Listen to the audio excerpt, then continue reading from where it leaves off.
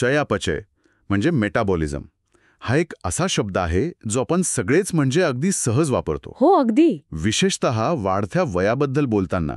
आता 40शी आली, metabolism slow झालंय किंवा आता पूर्वीसारखं काहीही खाऊन पचत नाही. ही वाक्य तर अगदी घरातलीच झाली आहेत. बरोबर की नाही?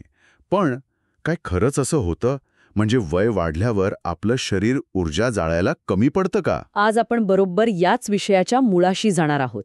आपण अशा एका मोठ्या वैज्ञानिक संशोधनावर नजर टाकणार आहोत ज्याने चयापचयाबद्दलच्या आपल्या अनेक म्हणजे बहुतेक सगळ्या जुन्या कल्पनांना आव्हान दिले. अच्छा. आणि यातून जे समोर आलंय ते फक्त आश्चर्यकारक नाहीये, तर ते आपल्याला आपल्या शरीराकडे एका पूर्णपणे नव्या दृष्टिकोनातून बघायला भाग पाडतं. वा, म्हणजे आजचा आपला उद्देश हा आहे की जन्मापासून ते अगदी म्हातारपणापर्यंत आपल्या चयापचयाचा प्रवास कसा असतो हे समजून घेणे. अगदी. या प्रवासाचे टप्पे कोणते आणि त्याचा आपल्या आरोग्यासाठी, आपल्या जीवनशैलीसाठी नेमका काय अर्थ आहे हेच आपण आज जाणून घेणार आहोत. चला तर मग थेट मुद्द्यावर येऊया. चयापचयाबद्दल अनेक गैरसमज आहेत. खूप आहेत. जसं की प्रत्येकाचा मेटाबॉलिझम रेट वेगळा असतो किंवा तरुणाईमध्ये तो एकदम सुसाट असतो. हो, आणि गंमत म्हणजे हे सगळेच जवळजवळ गैरसमज आहेत. खरंच? हो, एका मोठ्या संशोधनातून हेच तर स्पष्ट झालंय. पहिला गैरसमज जो तुम्ही म्हणालात, प्रत्येकाचा चयापचय वेगळा असतो. हे खरं नाहीये. जन्मतः आपल्या सगळ्यांचा चयापचय म्हणजे आपल्या शरीराचं इंजिन एकाच प्रकारे काम करण्यासाठी बनवलेलं असतं, अगदी कम्प्युटरच्या ऑपरेटिंग सिस्टमसारखं. ओके. आणि तो दुसरा गैरसमज जो पौगंडावस्थेतील मुलांबद्दल आहे की ती मुलं कितीही खातात आणि त्यांचं वजन वाढत नाही. हो, कारण त्यांचा मेटाबॉलिझम खूप जलद असतो असं आपण मानतो. बरोबर. तोही एक मोठा गैरसमज आहे. उलट या संशोधनातून असं दिसतं की पौगंडावस्थेत चयापचय वाढत नाही, तर तो हळूहळू कमी होत असतो. कमी होत असतो? हो, कमी होऊन तो प्रौढ पातळीवर येत असतो. कमाल आहे. आणि मग तो सगळ्यात मोठा गैरसमज जो मध्यमवयीन लोकांना भेडसावतो की 40-50 नंतर चयापचय आपोआप मंदावतो. हो. हे तर अजिबात खरं नाहीये. आणि चौथा महत्वाचा मुद्दा की चयापचय मंदावल्यामुळे शरीरातील चरबी वाढते. सत्य याच्या अगदी उलट आहे. म्हणजे शरीरातील अतिरिक्त चरबीमुळे चयापचय मंदावतो. अरे बापरे, हे तर सगळंच उलट आहे. हे सगळे निष्कर्ष खूपच धक्कादायक आहेत. पण मग हे सगळं कोणत्या आधारावर सांगितलं जातंय? बरोबर. यामागं कोणतं संशोधन आहे? चला जरा याच्या खोलात शिरूया. हो, नक्कीच. हे निष्कर्ष हर्मन पॉन्झर नावाच्या एका संशोधकाने ड्यूक युनिव्हर्सिटीमध्ये केलेल्या अभ्यासावर आधारित आहेत. Hermann Pontzer, okay. आणि मानवी चयापचयावर आत्तापर्यंत झालेला सगळ्यात मोठा आणि महत्वाकांक्षी अभ्यास होता असं म्हणायला हरकत नाही. वा. यात 20 देशांमधले जवळजवळ 90 संशोधक एकत्र आले होते. 90 संशोधक. आणि या अभ्यासात किती लोकांचा समावेश होता? यात 6,000 लोकांचा अभ्यास करण्यात आला. 6,000? हो. अगदी 2 दिवसांच्या बाळापासून ते 90 वर्षांहून अधिक वयाच्या वृद्धांपर्यंत. म्हणजे जन्मापासून ते वृद्धापकाळापर्यंतचा संपूर्ण आलेखच मिळाला की मग. अगदी. आणि सर्वांच्या चयापचयाची तपासणी एका खास प्रकारच्या पाण्याने केली गेली. सुरुवातीला जेव्हा माहिती गोळा केली तेव्हा साहजिकच सर्वांचा चयापचय वेगवेगळ्या पातळीवर दिसला. पण मग संशोधकांनी एक खूप महत्वाची गोष्ट केली. त्यांनी प्रत्येक व्यक्तीच्या शरीरातील अतिरिक्त चरबीचा जो परिणाम होता तो बाजूला करून माहितीचं विश्लेषण केलं. आणि तेव्हा काय झालं? तेव्हा एक अगदी स्पष्ट आणि आश्चर्यकारक चित्र समोर आलं. आणि इथेच ही गोष्ट खूप रंजक बनते. काय समोर आलं त्या विश्लेषणातून? त्यातून असं दिसून आलं की मानवी जीवनात चयापचयाचे फक्त 4 स्पष्ट टप्पे असतात. फक्त 4? हो, फक्त 4. पहिला टप्पा म्हणजे जन्मापासून ते 1 वर्षापर्यंत. ओके. ह्या काळात चयापचय प्रचंड वेगाने वाढतो.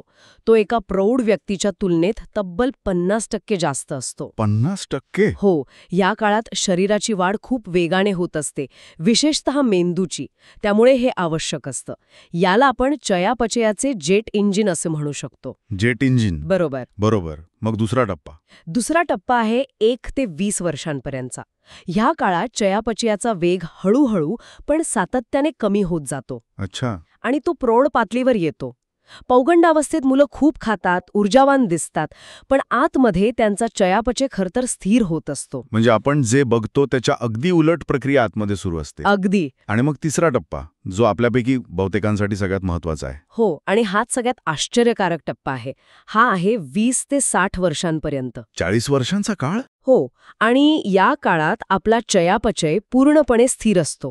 काय सांगताय? त्यात कोणताही बदल होत नाही.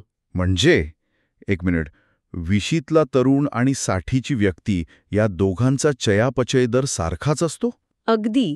फॅट फ्री मासच्या हिशोबाने तो सारखाच असतो. हे पटायला खूपच अवघड आहे, कारण 40-50 वजन वाढतं, थकवा जाणवतो. हे तर आपण सगळेच अनुभवतो. बरोबर.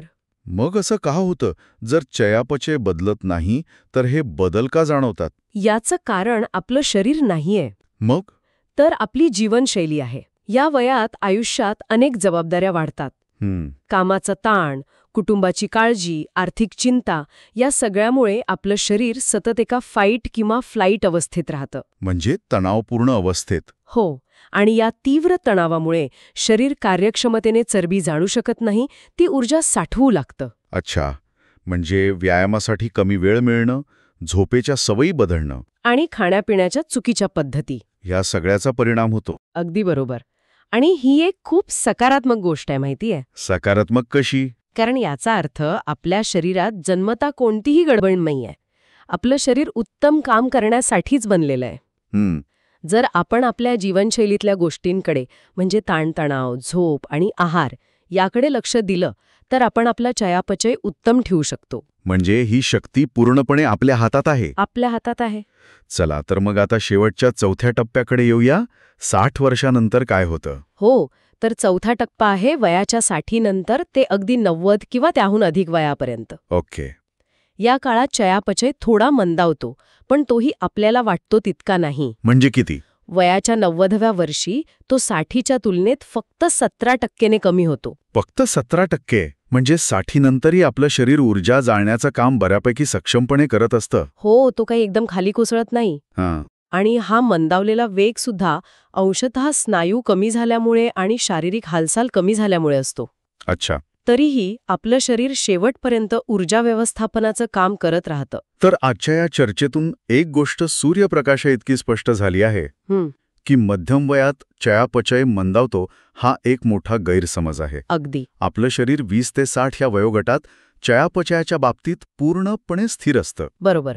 जे बदल आपल्याला जाणवतात ते वयामुळे नाही तर आपल्या जीवनशैलीमुळे घडतात. हो, आणि या संशोधनातल्या पहिल्या टप्प्याबद्दलचा जो निष्कर्ष आहे ना, तो मला खूप विचार करायला लावणारा वाटतो. कोणता? जन्मानंतरच्या पहिल्या वर्षातला. अच्छा, ते जेट इंजिनवाला. हो, त्या काळात बाळाचा चयापचय जेट इंजिनसारखा असतो.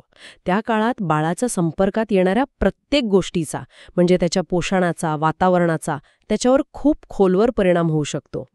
आणि यातून एक महत्वाचा प्रश्न उभा राहतो. कोणता प्रश्न?